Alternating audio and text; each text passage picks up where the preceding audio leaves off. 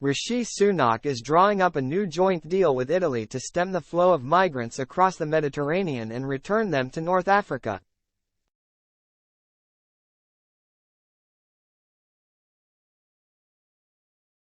The Prime Minister dispatched the UK's most senior civil servant, Simon Case, to Italy in mid-June for 2 days of meetings with top Italian government officials to hammer out the deal.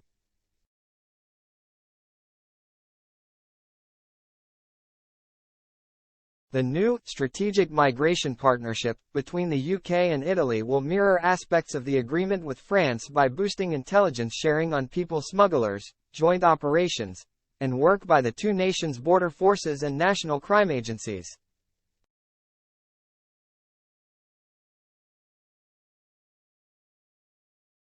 Britain is also supporting efforts by Italy to negotiate an Albanian-style returns agreement with Tunisia, the main source of migrants crossing the Mediterranean, on top of an EU-backed £860 million aid package to help the North African country to stem the flow of arrivals.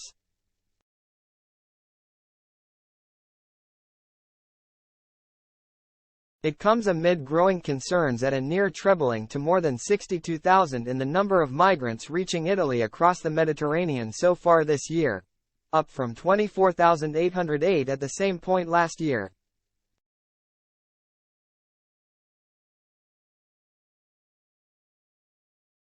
Ministers fear it could fuel a summer surge in channel crossings as many travel north.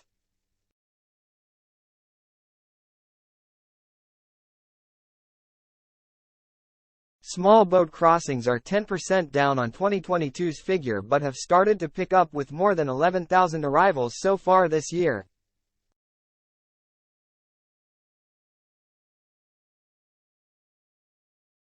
Some MPs believe Thursday's Court of Appeal's judgment blocking deportation flights to Rwanda could embolden people smugglers to lure more migrants to make the crossings in the belief their chances of being detained and removed have been reduced.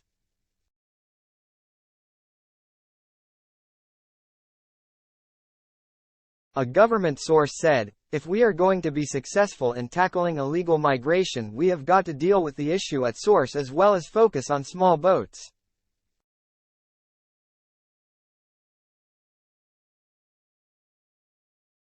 The deal follows a meeting between Mr. Sunak and Giorgia Meloni, Italy's right-wing leader, in No. 10 in April where they agreed the two countries needed to prioritize collaboration in tackling illegal migration in the form of the new, strategic migration partnership.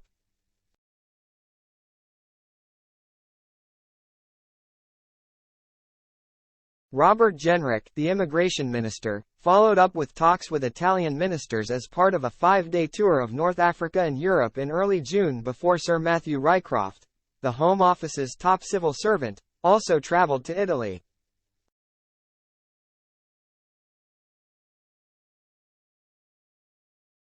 Mr. Case, the cabinet secretary, spent 2 days in Italy on June 15 and 16 meeting with Alfredo Mantovano, his counterpart in Ms. Meloni's government, the United Nations High Commissioner for Refugees, and other senior officials dealing with migration.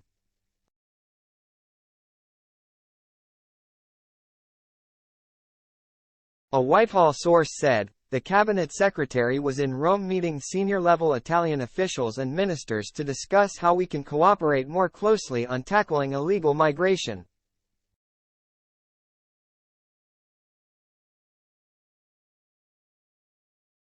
This is a key priority for the Prime Minister and the British people, so it is right that we work hand in glove with our international partners.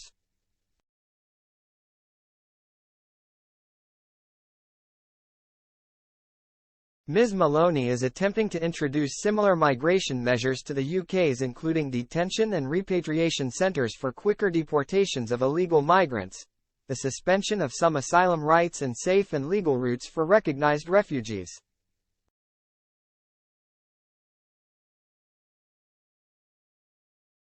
She is also one of 8 European leaders urging the EU to follow the UK's lead and pursue Rwanda-style deals to reduce illegal migration to the bloc.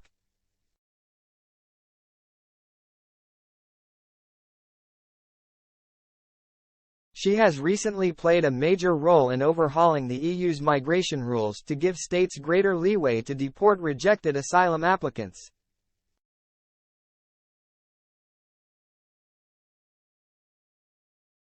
On Friday she said that she thought Italy's stance on migration and its attempts to stop arrivals by forging agreements with countries like Tunisia could act as a model for the rest of Europe.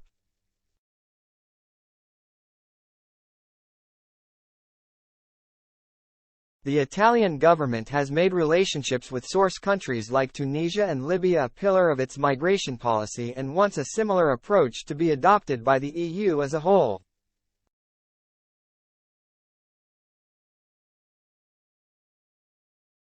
The relationship we've built with the Meloni government is very close, said a UK government source.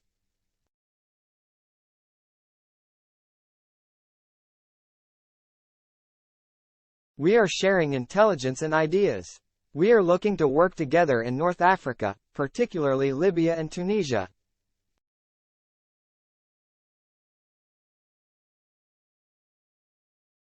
Last week the first fruits of the collaboration became apparent as the National Crime Agency arrested a 40-year-old Egyptian suspected of masterminding from his West London home the smuggling of thousands of people across the Mediterranean from North Africa to Italy.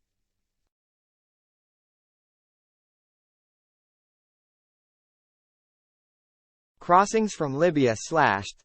A Home Office report on the potential impact of the illegal migration bill cited Italy's agreement with Libya as an example of how financial aid helped the North African state slash the number of crossings from its shores from 181,700 to 38,400 in a year.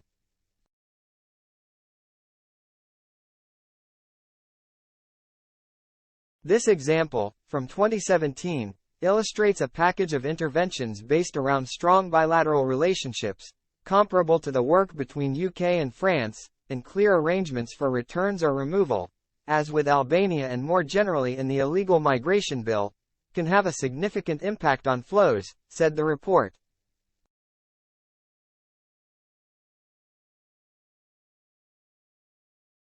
It comes as ministers prepare to introduce a faster asylum system for less complex applicants in an attempt to achieve Mr. Sunak's pledge to clear the backlog of legacy cases older than June 2022 by the end of this year and reduce the £6 million a day cost of housing 45,000 of these migrants in hotels.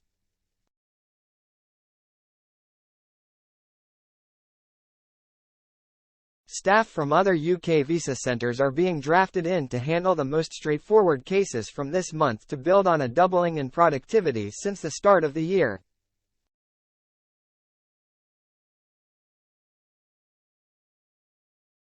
It is understood that last week asylum staff cleared more cases than in any week for almost 5 years.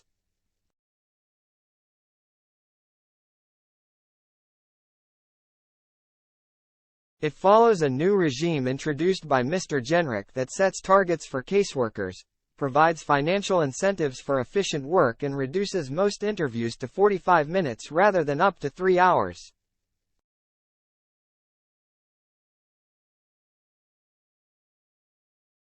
We are now on track to clear the legacy backlog this year as promised.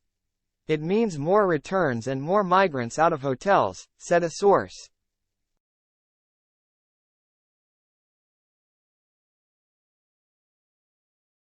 On Friday, Mr. Sunak refused to guarantee the first flight to Rwanda would take off by the end of the year after the appeal court ruling.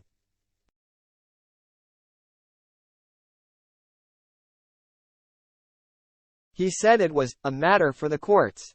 However, he insisted he was entirely confident in the Rwanda policy as ministers seek to appeal the ruling in the Supreme Court.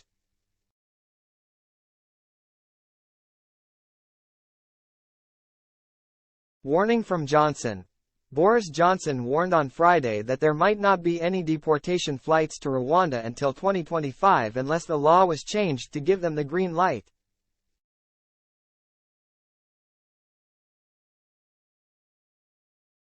There is now a good chance that the law's delays will be so severe that no illegal arrivals will be sent to Rwanda this year, and perhaps not even next year.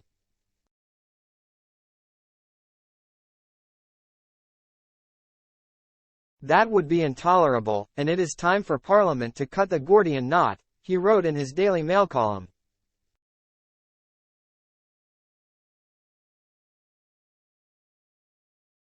He said the government had the power under the Asylum and Immigration Act to ask Parliament to declare Rwanda a safe country, in defiance of the Court of Appeal ruling which found it was unsafe.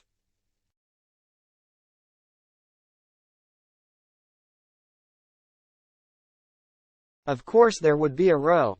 The House of Lords might well be difficult, but we have been here before.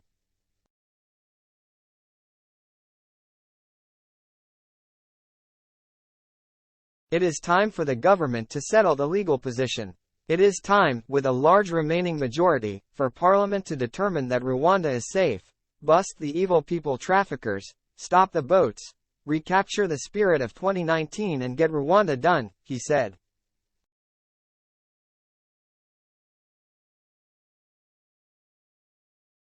However, he ruled out quitting the European Convention on Human Rights as that would take time, cause divisions and would not solve the problem caused by the ruling, which was not directly linked to the convention.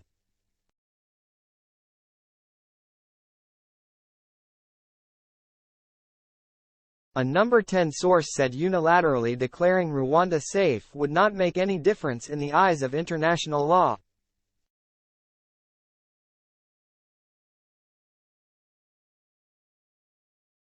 Natalie Elphicke, the Tory MP for Dover, warned that there must be a risk of more boat crossings, as people smugglers might seek to exploit the Court of Appeal ruling.